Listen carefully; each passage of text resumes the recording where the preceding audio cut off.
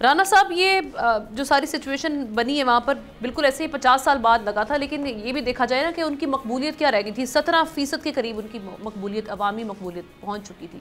फिर इस तरह की सिचुएशन में ऐसे स्टेप्स उठाना, ऑब्वियसली ऐसे ममालिक जहाँ पर कानून की हुक्मरानी हो, आपके गले पड़ सकते हैं।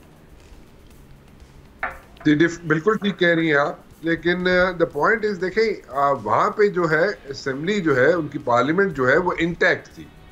और अगर देखा जाए तो हम अपनी हिस्ट्री की तरफ अगर जाएं, पाकिस्तान की हिस्ट्री अगर हम देखें तो हमारी जो पार्लियामेंट्स होती हैं वो बिल्कुल नल एंड वाइड हो जाती हैं।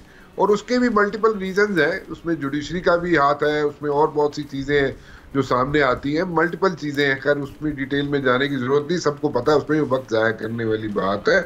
But then again in this particular case, South Korea के केस में देखें, the entire world stood by them, stood by the democracy. तो डेमोक्रेसी जो है उसके लिए सब लोग खड़े हो गए, सारी दुनिया खड़ी होगी, यूरोपियन यूनियन खड़ी होगी, वेस्ट खड़ा हो गया और सबने खड़े होकर वहां पे स्टैंड लिया। क्या ये सारी चीजें, जैसे अभी श्याम साहब कह रहे थे कि तुसी भी तैयारी पढ़ो जी, इस तरह इतने भी हो सकता है।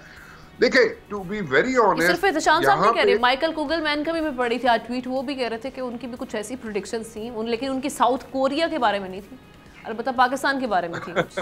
मतलब ऐसे किसी ने राना साहब मजा लेने के लिए बात की थी यहाँ पे। जी जी जी, आई अंडरस्टैंड बंदे में थोड़ा जा मिर्च मसाला पाने ने कि ढूंढ जी ताड़ी भी तैयारी आ गई, क्योंकि वो देखते हैं ना, खबरें देखते हैं, उसका रिएक्शन देखते हैं।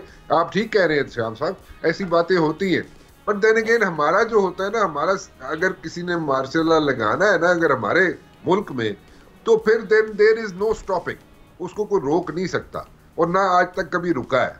अगर किसी ने अपना माइंड मेकअप कर लिया है और उसने कहा जनाब कि मैं मार्शल लॉ लाना है, तो वो लेके आएगा, ठीक है। फिर यहाँ पे इस किस्म की चीजें हमने पास्ट में तो खैर कभी नहीं देखी, और अब जिस सिचुएशन से हम गुजर रहे हैं, जहाँ पे हम प्रोटेस्ट जो होते हैं, जैसे अभी रिसेंट प्रोटेस्ट हुआ पीटीआई का, उसको भी जरा जहन में रखिए। जो प्रोटेस्ट जो है Aahista Aahista, slowly and gradually, वो जो थ्रस्ट होता था, वो जो जोर होता था, वो जो जिस तरीके से जनाब अपने आप का अपना वेट थ्रो करती थी पॉलिटिकल पार्टीज या पॉलिटिशियंस फॉर दैट मैटर्स, कुछ पॉलिटिशियन, सब नहीं, वो ऐसा बात रही नहीं, बनी नहीं बात। अब आहिस्ता आहिस्ता वो सारे पॉलिटिशियंस या पॉलिटिकल पार्टीज जो हैं, वो आहिस्ता आहिस्ता अपना वेट खत्म होता जा रहा है, उनका जो जिस तरीके से वो असर्ट करती थी वो खत्म होते जा रही है। मासेस के अंदर जिस तरीके से रूट्स के अंदर उनकी स्ट्रेंथ होती थी, वो ऐसा वहां पे यहाँ पे नहीं है।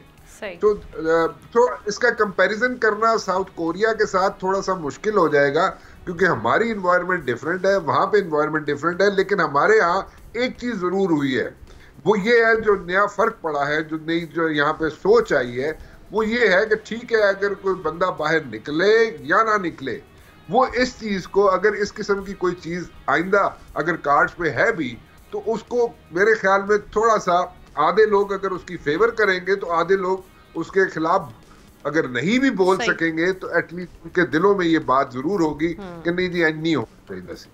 ठीक है, सब्सक्राइब करें और बेल दबाएं ताकि कोई खबर रह न जाए।